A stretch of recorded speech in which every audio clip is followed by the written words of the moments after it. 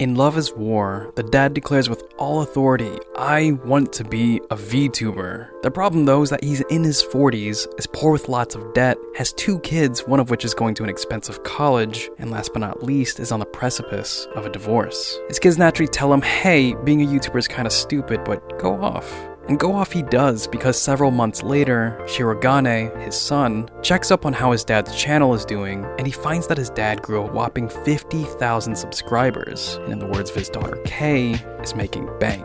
What carries their dad is his clean voice, his extravagant life stories, his experience with business marketing and video editing, and finally, his relatability, especially since he humbly streams from the kitchen floor, occasionally giving life advice he's garnered through his years. The idea that the average man or woman can become a big shot is probably more prevalent than it's ever been, especially because despite the field being oversaturated, the possibility of becoming that big shot is more probable than ever, albeit still very low. Access to a camera and a mic are widely available, decent free video editing softwares are a click away, and more tutorials than you can count can teach what's needed and then some. All that's left for the YouTuber or streamer is to make the content and build their community. It can't be that hard to become someone special. Someone special. Special. I use that word special very deliberately because that's what this is all about. Whether explicitly done or passively thought, all content creators, including myself, that post their works on the internet do so to be noticed or recognized in some capacity. Otherwise, they would have never posted anything at all. They could have kept to themselves, but they haven't. And for the record, wanting to be recognized is not a bad thing. You should want the hard work you've put into something to be positively affirmed and praised. Of course, a balance of critique and reinforcement is needed, but yes, hard work should be noticed. What is a bad thing though, is an obsession with being noticed. I could easily go on a cynical tirade about fame, shilling principles for views, and placing self-value on numbers and more numbers and more numbers. But don't take it from me. Take it from Odd Taxi. Odd Taxi is a mystery series about Otokawa, a mature, soft-spoken walrus that drives a taxi for various customers. In his drives with his passengers, he slowly learns about strange events in the city. A schoolgirl went missing, the Yakuza are making moves, the police are acting off, there's a rogue shooter afoot, and somehow, Otokawa finds himself caught in the middle. If that sounds even remotely interesting to you, I'd highly recommend you watch it yourself. It's very well paced with surprisingly witty dialogue. I preface by saying all that because I'm about to get into spoiler territory, but if you've already seen the show or really don't care about spoiling things, here goes. The major moving parts that drive the series forward are the idols working with the Yakuza getting into political spats, the political spats involving $1 million won by some kid, some YouTuber kid chasing after a gang member, that gang member threatening Otokawa's life being of both mystery and curious uneventfulness, and finally that uneventfulness being disrupted by everything around him, including the pains of those he loves, a corrupt cop, a slightly unhinged man, and a comedy duo. Maybe less so that last one. That's one hell of a plot, but if you take a step back, I implore you to actually turn off your brain for a second and think like a grade schooler. Who are the good guys and the bad guys of this show?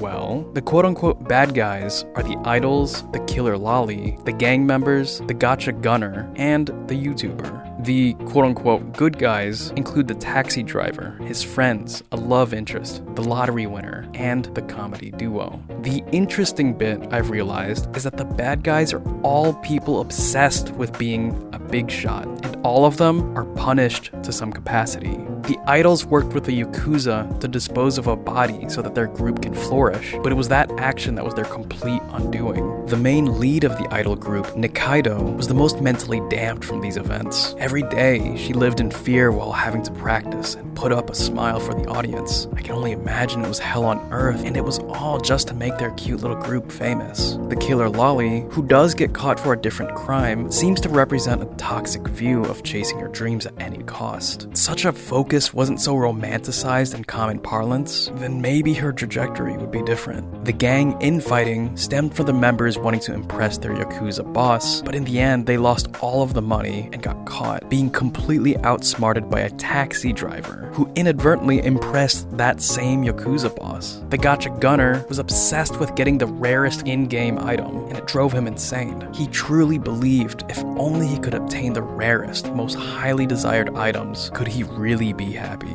How triumphant and special would that be? Of course, to us, that's ridiculous. And finally, the YouTuber is the one that put his entire self-value on online engagement. After he accidentally stumbles into that fame, he realized he was not only miserable, but actively a worse person. He loses his whole channel and almost loses his life. The heroes of this story, however, are perfectly ordinary people, content with who they are, what they do, and what they have. Otokawa treats all his customers the same, regardless of status, and seems to enjoy his time both during and outside of his work. His friends, while not perfect, are loyal and kind. The lottery winner, despite winning against the unlikeliest odds, is ready to toss $1 million away, as though he never had it in the first place. With the comedy duo, when one of them breaks off and have the chance to become famous, they eventually return to their faithful friend and continue together as they always have, and they seem happier for it. Even the gotcha gunner, arguably the scariest of the characters, redeems himself by rescinding his obsession with rare, artificial items and returns to society. To me, Odd Taxi is like a celebration of the average and the common. Those that come out better in this series are those that are able to look at the bigger picture and focus on relationships that actually matter. Those that lose themselves in the pursuit of fame and glory are seen as empty and pitiful. The heroes of this story basically tell you it's okay to just be ordinary.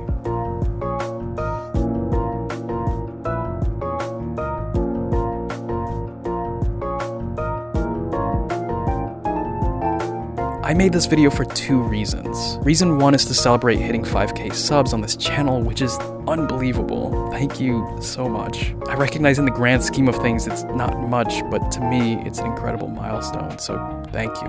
Reason two for making this video is for myself.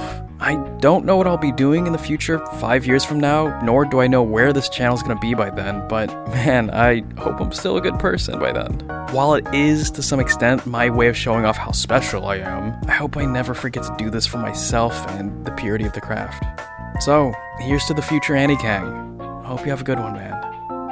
And to the audience, I'll see you in the next one. Bye.